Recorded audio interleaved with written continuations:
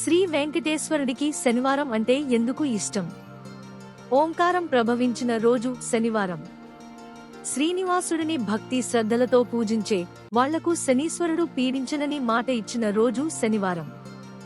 వెంకటేశ్వర స్వామిని భక్తులు మొట్టమొదటిసారి దర్శించిన రోజు శనివారం. ఆలయం నిర్మాణం చేయమని శ్రీనివాసుడు తొండమాన్ చక్రవర్తిని ఆజ్ఞాపించిన రోజు శనివారం. శ్రీనివాసుడు ఆలయ ప్రవేశం చేసింది శనివారం. పద్మావతి అమ్మవారిని పెళ్లి చేసుకున్నది శనివారమే. వెంకటేశ్వర స్వామి సుదర్శనం పుట్టినది కూడా శనివారమే. అందుకే ఏడుకొండలవాడికి శనివారం అంటే అత్యంత ప్రీతికరం. ప్రతి శనివారం రావి చెట్టుకి 3 ప్రదక్షిణలు చేస్తే అంతా శుభమే కలుగుతుందని భక్తుల విశ్వాసం. శనిదేవుడి దోషం కూడా పోవాలంటే 7 శనివారాలు క్రమం తప్పకుండా శ్రీవారికి పూజ చేయాలి.